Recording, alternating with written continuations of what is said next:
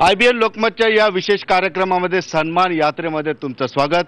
आज मी आहे बीड जिल्ह्यातील शिरूर तालुक्यातील कोळवाडी या ठिकाणी। कोळवाडीची एक वेगळीच कथा आहे आणि आपल्याला माहित आहे की मराठवाड्यातील जो पाणी टंचाई असेल, दुष्काळ असेल, हा कुठं मानव निर्मित आहे, कुठं नैसर्गिक आहे, तर कुठं भ्रष्टाचार निर्मित आहे। कोळवाडीचा पाणी प्रश्न तसाच आहे। आपण बघू शकतो कोळवाडीची ही पाणी योजनेच्या 2 टाक्या या ठिकाणी आहेत। या दोन्ही टाक्यांना, या नळाला गेल्या 4 ते 5 वर्षांपासून पाणी नाही आणि या ठिकाणी आपण बघतोय पंप हाऊस बोरवेल या ठिकाणी खोदण्यात आलेली आहे, ती ही 4-5 वर्षापासून कोरडी आहे। एकंदरीतच कोळवाडीचे नागरिक गेल्या अनेक दिवसांपासून आपल्या पाण्यासाठी झटतायत आणि वनवन रानोरान फिरतायत। याच विषयी बोलण्यासाठी आपल्यासोबत कोळवाडीचे काही नागरिक आहेत।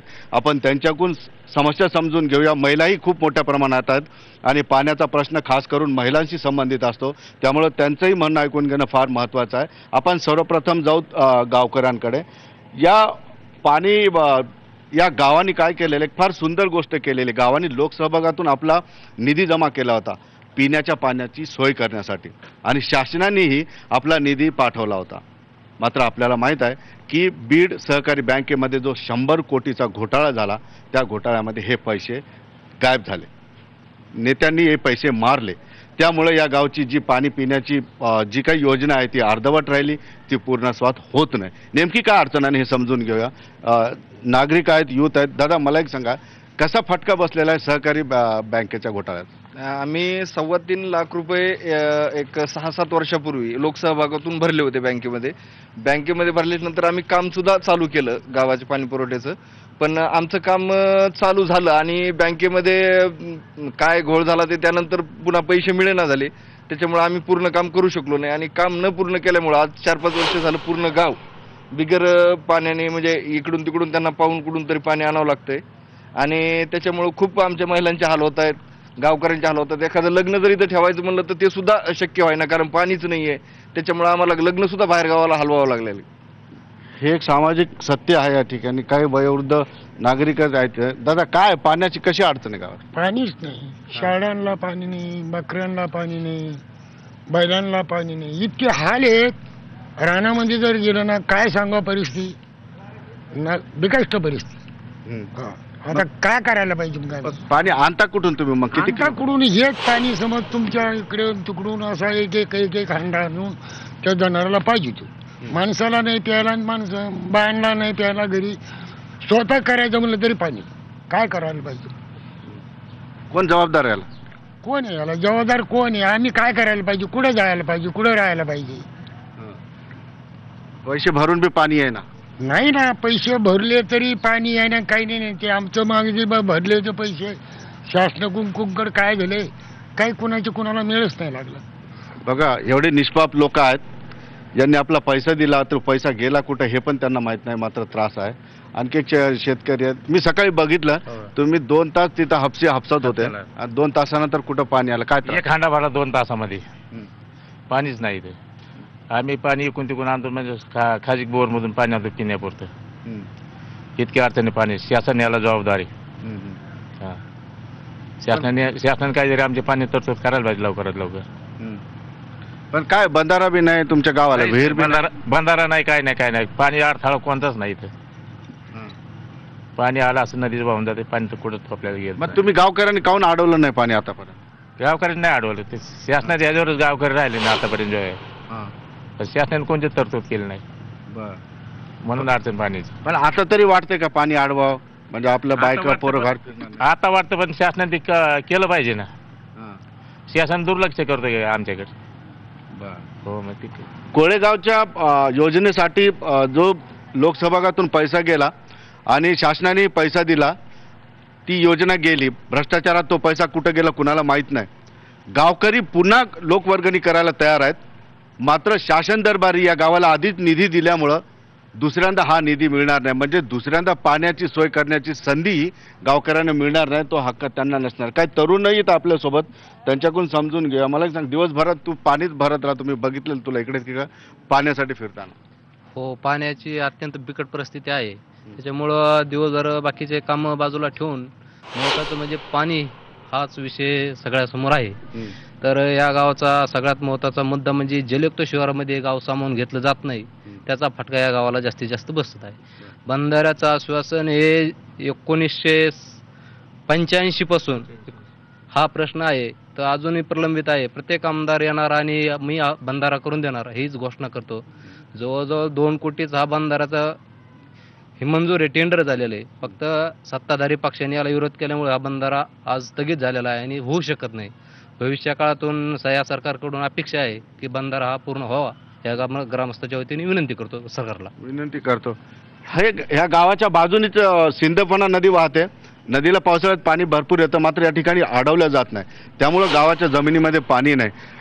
काय म्हणाल, पाणी अडवण्यासाठी गावकऱ्यांची किती इच्छा आहे? तुमचं श्रमदान करायचं? गावकऱ्याची खूप इच्छा आहे सर, श्रमदान करण्याची बी इच्छा आहे, पण त्याला लोकप्रतिनिधीचा बी थोडा सहभाग पाहिजे. लोकप्रतिनिधींनी बी थोडं लक्ष द्यायला पाहिजे. आणि दुसरा प्रश्न असा आहे की शासन म्हणतं हे कर्जमुक्ती. आम्हाला कर्जमाफी नकोय, बिलकुल नकोय. तुम्ही आमच्या मालाला, प्रत्येक मालाला हमी भाव द्या. आज कापसाचे भाव 5,000 पार 3,000 आले.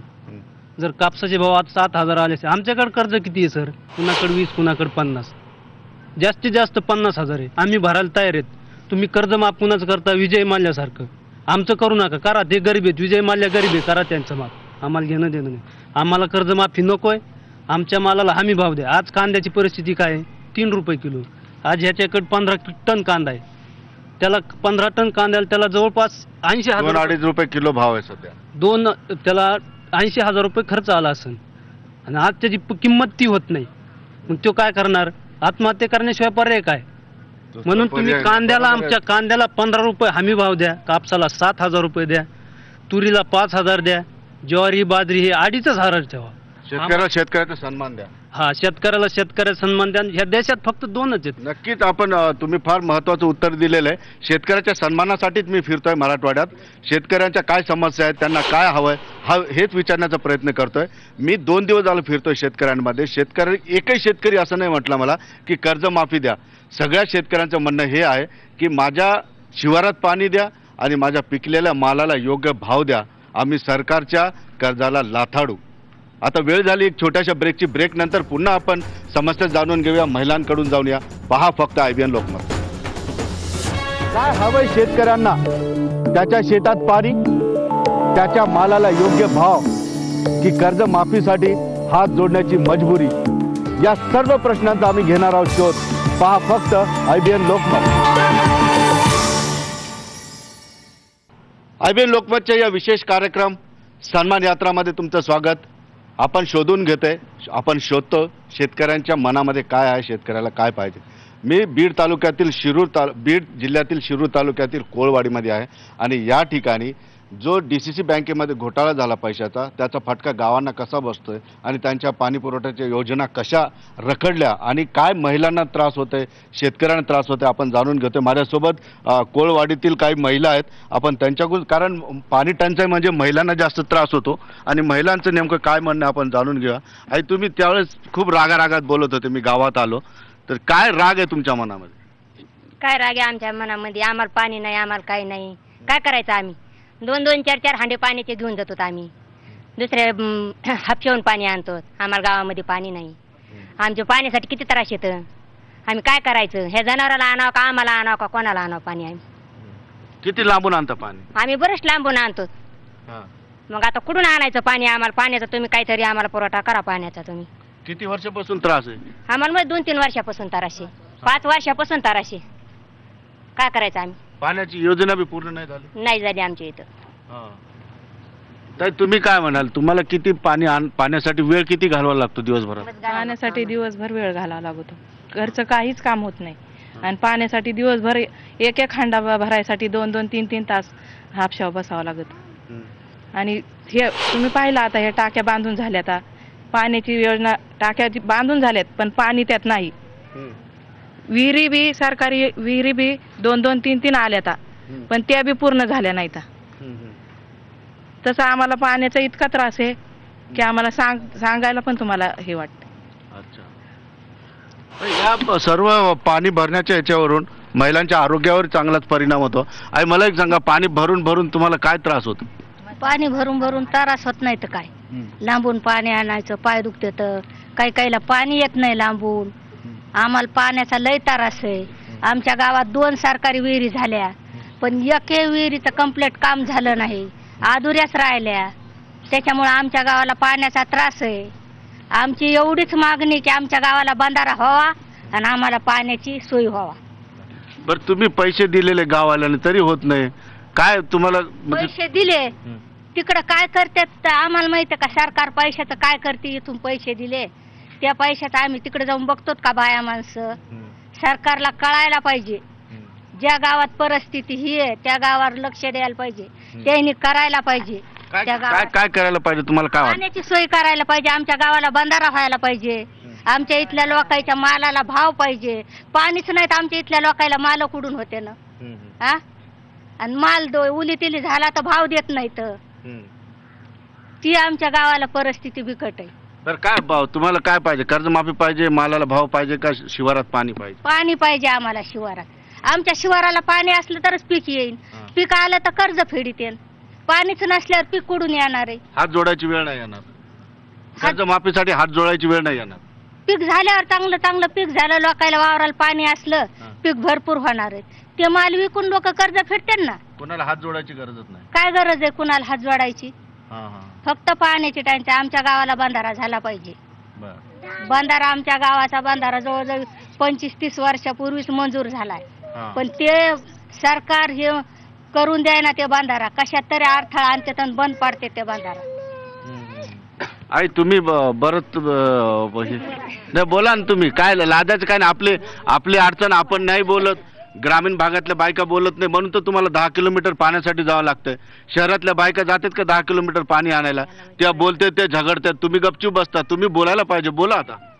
आता पाणीच नाही तर काय बोला? एका हांड्याला 3-3, 2-2 तास उभा राहावं लागतं. येऊन पसा तेवढं भरावं लागतं आणि तेवढंच न्यायचं. इकडून आणायचं एक हांडा, तिकडून आणायचं एक हांडा आणि मग तेवढी बचत करायची. अजून रातचं काही पळायचं, इळाचं काही पळायचं, करून आणायचं.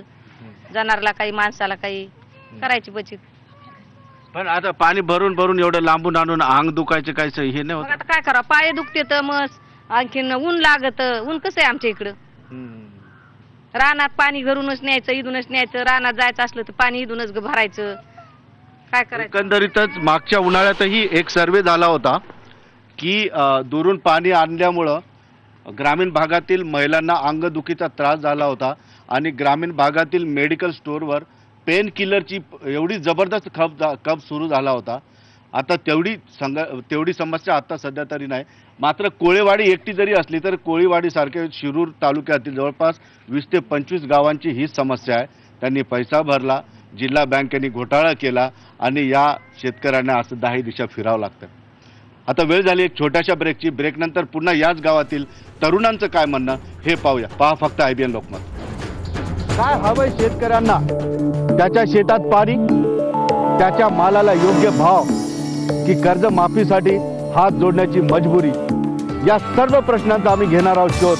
पहा फक्त IBN लोकमत.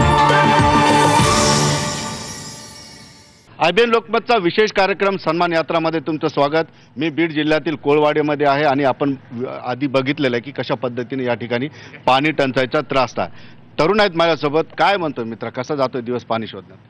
शासन जरी जलयुक्त शिवारच्या मोहिमेचा गाजावाजा करत असला तर जलयुक्त शिवार त्यांची योजना अजून आमच्या गावापर्यंत पोहोचलेली नाही. शासन जरी म्हणत असल्या या योजना अजून कोणतीही शासकीय योजना आमच्या गावापर्यंत पोहोचलेली नाही. 1.5 महिना झालं टँकरचा प्रस्ताव देऊन, अजूनही टँकर गावाला उपलब्ध नाहीये. पाण्याचा प्रश्न गंभीर झालेला आहे. शिक्षण बघायचं, काम बघायचं का पाणी भरायचं? पाणी भरणे हा दिनक्रम झालेला आहे. निव्वळ सकाळी उठणे पाणी भरणे, संध्याकाळी उठणे पाणी भरणे, एवढे काम फक्त पाणी भरणे राहिलेलं आहे. बाकी काही दुसरं काम नाहीये.